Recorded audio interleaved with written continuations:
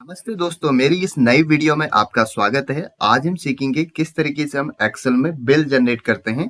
मैंने यहाँ पे एक बिल का फॉर्मेट बना के रखा हुआ है जिसमें आपको सारी की सारी डिटेल्स मिल रही हैं। इसी बिल को मैं स्टेप बाय स्टेप बताऊंगा आपको एक्सेल सीट में किस तरीके से हम इस बिल को जनरेट करते हैं। सो आइए चलते हैं वीडियो की तरफ। सबसे पहले दोस्तों हम क्या करेंगे, यहाँ पे मैं कुछ सेल्स लेता हूँ और इनको सिलेक्ट करके इनको मैं मर्ज एंड सेंटर कर लेता हूँ। मैंने इसको मर्ज एंड सेंटर किया अलाइनमेंट ग्रुप में जाके, और यहाँ पे मैं कंपनी का नेम लिख लेता हूँ। कोई भी एक डमी कंपनी का नेम मैं लिख लेता हूँ। मान लीजिए मैं लिख लेता हूँ टीजी टेक प्राइवेट लिमिटेड।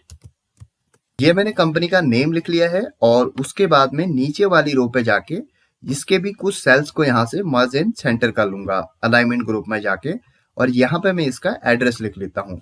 मान लीजिए इसका एड्रेस है 124 ABC बिल्डिंग, न्यू स्ट्रीट। तो दोस्तों इस तरीके से मैंने यहाँ पे कंपनी का नेम और उसका एड्रेस लिख लिया है, और उसके नीचे फिर से मैं कुछ सेल्स को सेलेक्ट करता हूँ और उनको फिर से मर्ज एंड सेंटर करता हूँ, और यहाँ पे मैं लिख लेता हूँ बिल इनवॉइस।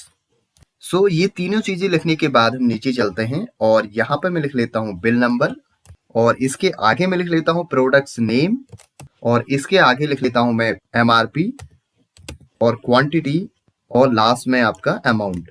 सो दोस्तों ये सारी चीजें लिखने के बाद मैं यहाँ पे इसमें कुछ चेंजेस करता हूँ, यहाँ पे फॉर्मेटिंग करता हूँ। मान लीजिए मैं ये कंपनी नेम को सेलेक्ट करूंगा यहाँ से, और इसको मैं कर दूंगा बोल्ड, और उसके बाद नीचे बिल इनवॉइस को भी मैं बोल्ड कर देता हूँ। आपने क्या करना है, फॉन्ट ग्रुप में जाके इसको बोल्ड कर देना है। उसके बाद नीचे जो हमारी हेडिंग्स हैं इनको भी मैं बोल्ड कर देता हूँ। और दोस्तों उसके बाद मैं क्या करता हूँ, यहाँ पे नीचे अब यहाँ पे कुछ डिटेल फिल करता हूँ।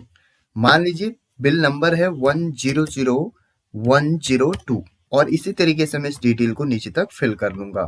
सो दोस्तों मैंने बिल नंबर्स यहाँ पे ऐड कर दिए हैं। अब मैं कुछ प्रोडक्ट्स के नेम ऐड करता हूँ। सबसे पहले मैं इस कॉलम को थोड़ा सा बड़ा कर लेता हूँ क्योंकि हमें प्रोडक्ट्स नेम यहाँ पे ऐड करने हैं। थोड़ा सा हम यहाँ पे MRP वाले कॉलम को भी बड़ा कर लेंगे, और उसके बाद में यहाँ पे प्रोडक्ट्स नेम लिख देता हूँ। सो दोस्तों इस तरीके से मैंने यहाँ पे प्रोडक्ट्स के नेम, उनकी MRP और क्वांटिटी लिख दी है। अब हम निकालेंगे अमाउंट। मान लीजिए ये सारे के सारे प्रोडक्ट्स हैं, उनकी MRP है और उनकी क्वांटिटी है, इनका हमने बिल जनरेट करना है। तो मैं यहाँ पे सबसे पहले अमाउंट लिखूंगा और उसके बाद आगे कैलकुलेशन करूंगा। अमाउंट निकालने के लिए आपने क्या करना है, MRP को क्वांटिटी से मल्टीप्लाई करना है।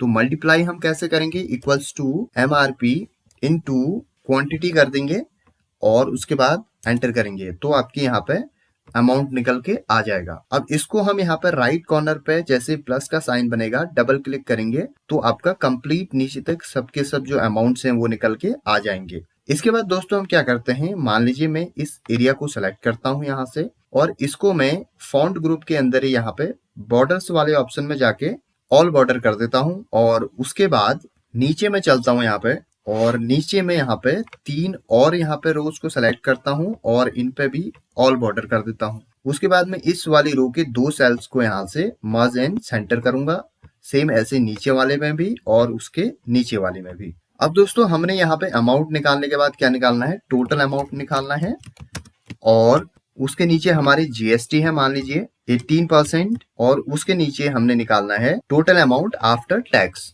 अब मैं दोस्तों इसको यहाँ से सेलेक्ट करूंगा और इसको मैं यहाँ से राइट में कर दूंगा अलाइनमेंट ग्रुप के अंदर जाके, और उसके बाद में यहाँ पे टोटल अमाउंट, GST और फिर टोटल अमाउंट आफ्टर टैक्स निकालता हूँ। सबसे पहले हम निकालेंगे टोटल अमाउंट। तो टोटल अमाउंट निकालने के लिए मैं लगाऊंगा some formula equals to some और ब्रैकेट ओपन करूंगा, और उसके बाद कंप्लीट अमाउंट को यहाँ से मैं ऊपर से नीचे तक सेलेक्ट कर लूंगा इस तरीके से, और उसके बाद ब्रैकेट क्लोज करके एंटर करूंगा, तो आपका टोटल अमाउंट यहाँ पे निकल के आ जाएगा। उसके बाद आपने निकालना है GST। अब GST निकालने के लिए किस पे निकालेंगे, टोटल अमाउंट की 18% GST हमें निकालनी है, इक्वल्स टू टोटल अमाउंट को हम सेलेक्ट करेंगे और इनटू 18/100।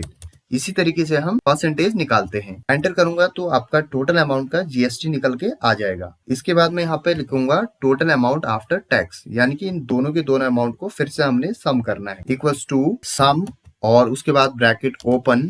अब इन दोनों के दोनों को मैं सेलेक्ट करूंगा और ब्रैकेट क्लोज करूंगा और एंटर करूंगा, तो आपका टोटल अमाउंट आफ्टर टैक्स निकल जाएगा।